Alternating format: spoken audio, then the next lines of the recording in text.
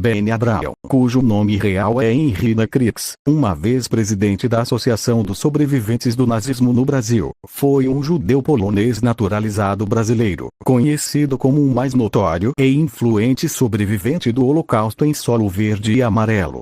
Abraão publicou 15 livros, o mais influente sendo O Mundo Silenciou, dando-lhe a conquista de ganhar a chave de ouro do Memorial Yad Vashem.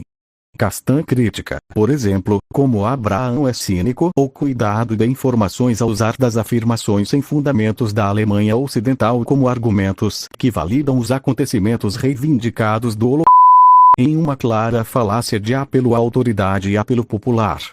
Castan deixa claro que os nomes diretamente citados por Abraão passam longe de serem imparciais e com jus à caridade histórica de ensino público. Richard von Weizsäcker, presidente da época, foi um participante do golpe de 20 de julho contra Hitler, enquanto as origens cripto-judaicas fanáticas do ministro Helmut Kohl, implicadas por Jacob Lind, induzem o mesmo.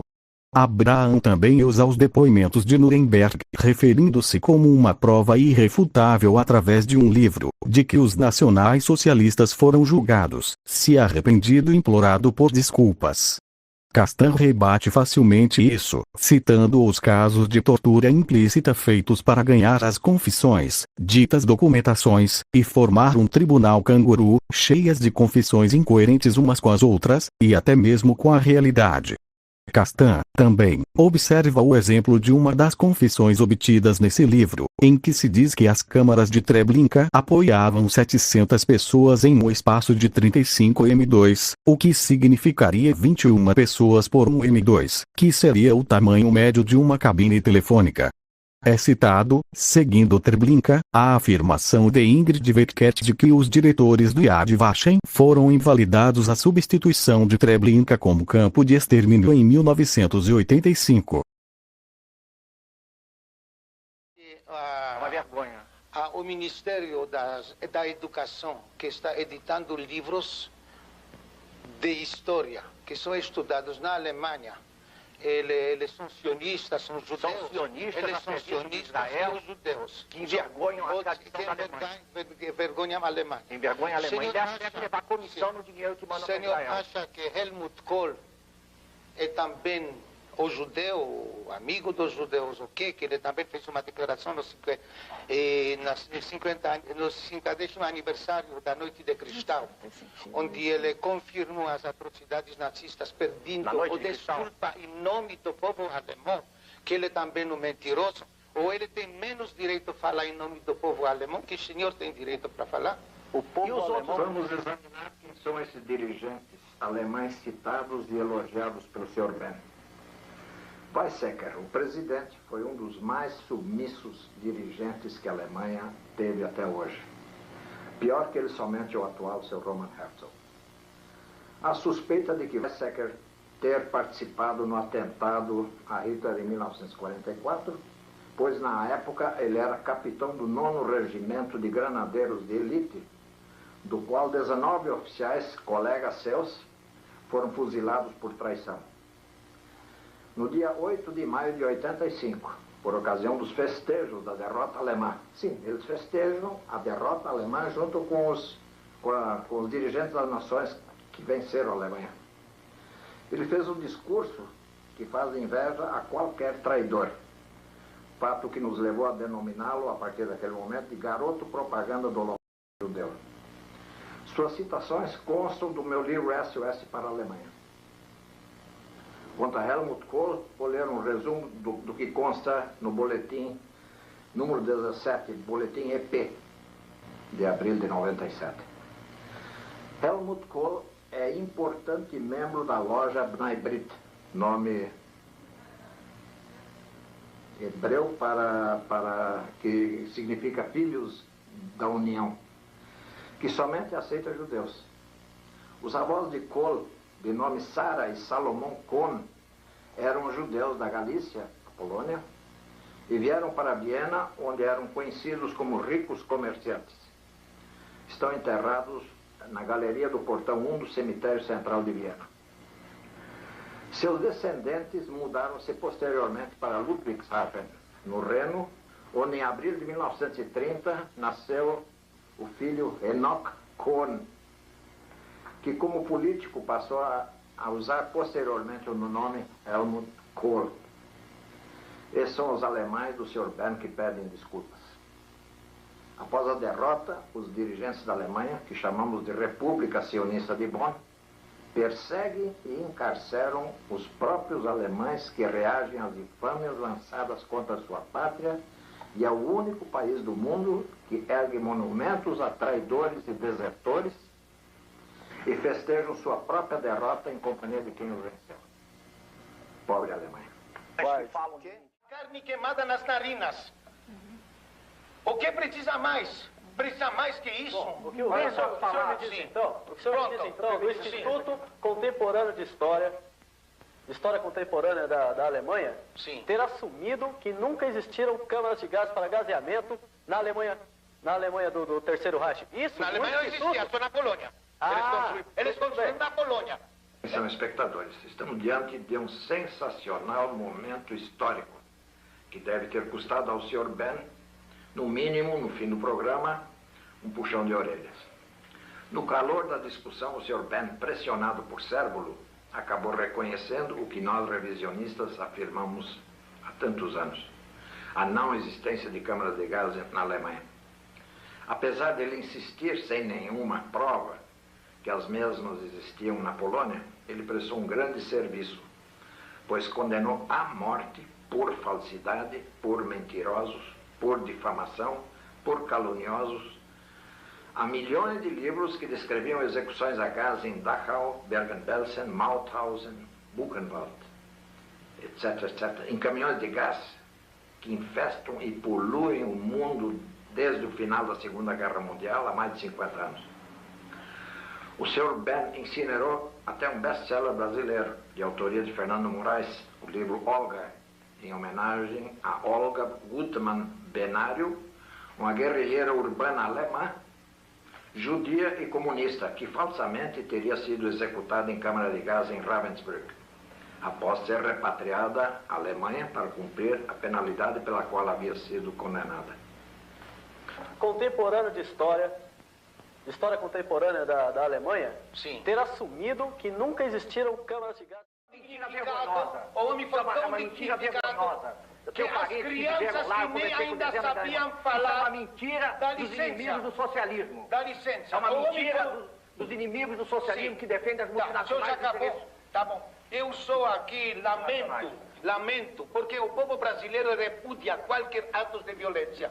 Eu não posso entender como brasileiros fazem parte deste movimento, falando em nome do povo alemão, quanto os alemães, líderes alemães, presidente e primeiro-ministro, repudia os atos cometidos durante a Segunda Guerra Mundial.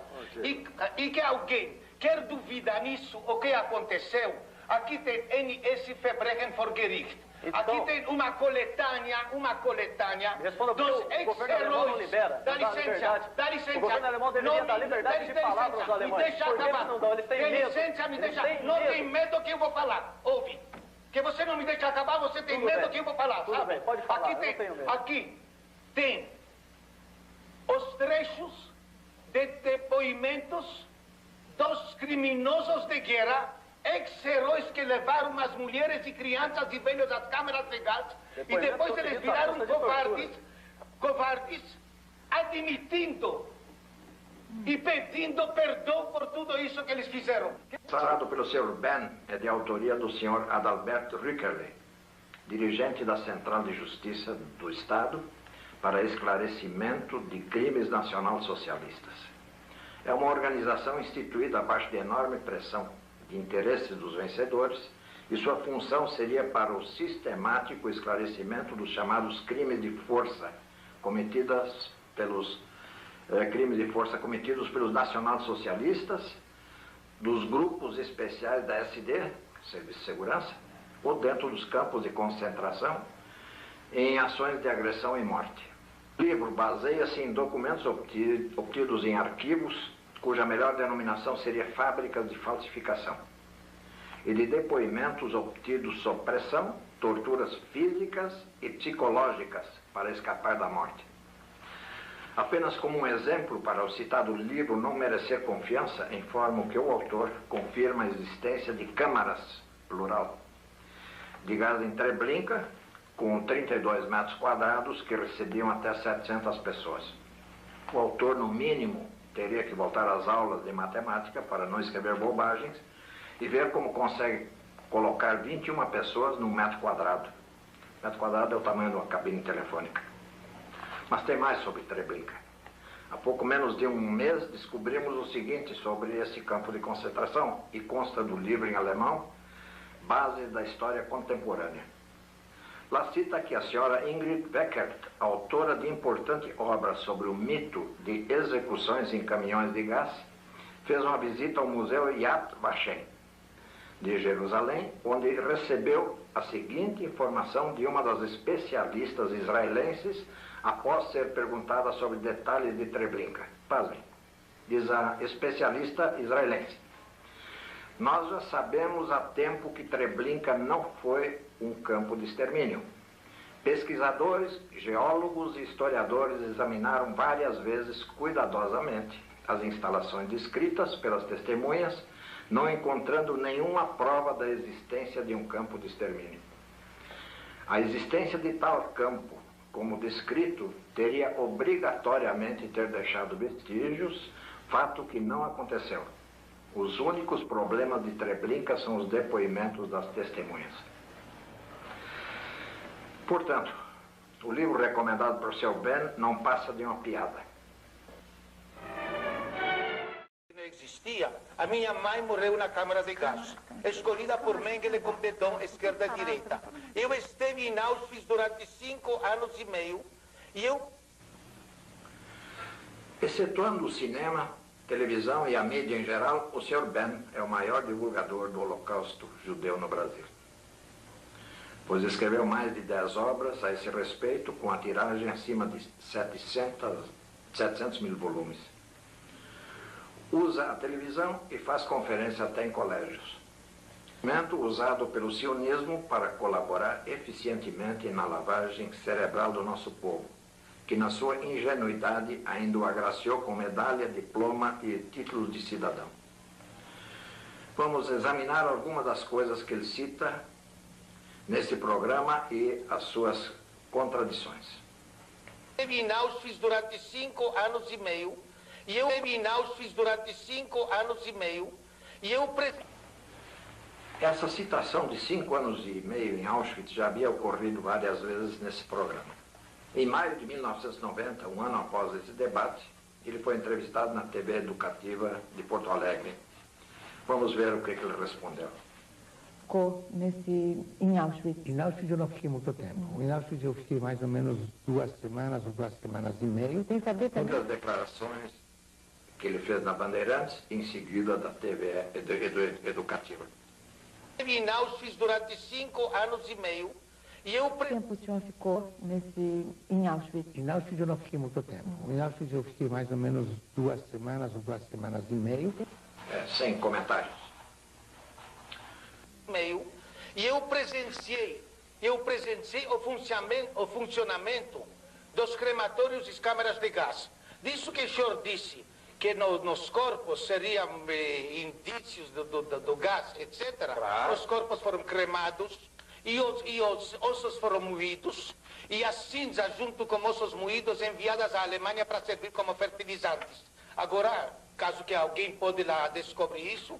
E segunda coisa, o ciclone B, o gás usado nos crematórios, o ciclone B não provoca explosões. Sou muito altamente inflamado. Inflamado. Não provoca explosões. E que vocês querem saber em que forma isto funcionou, eu posso te dizer também em que forma funcionou também. Certo ou não?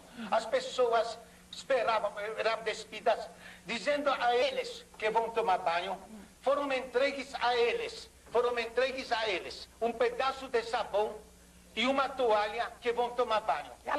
Isso era dito para os sobreviventes que passou. Salvo que vocês vão me chamar de mentirosa, sabe? E eu, dá licença, depois eu me deixa acabar. Depois, quando eles entraram na câmara de gás, exprimidos, fotografias, inclusive Este recinto encontra-se hoje em Maidan, aqui em Auschwitz, para visita de quem quer que seja, porque foi transformado num monumento histórico. Foram jogados, não botijões, foram jogados cápsulas de cianureto e... Vamos ver como funcionavam, segundo Ben, um ano após, na entrevista da TV Educativa em Porto Alegre. Chegavam lá, eram despidas, mandaram-se despir, dando para cada um pedaço de sabão, uma toalha, dizendo que vão tomar banho. Quando eles entravam nesta câmara de gás, as portas eram hermeticamente fechadas, e alemães observando pelas janelinhas, e dos chuveiros, inclusive eu tenho ilustrações sobre isso, tudo apresentadas no processo de Nuremberg, no lugar de água saía gás ciclônico. Uma vez são botijões, outra vez são cápsulas, outra vez são chuveiros. A literatura do Holocausto Judeu é um vale-tudo.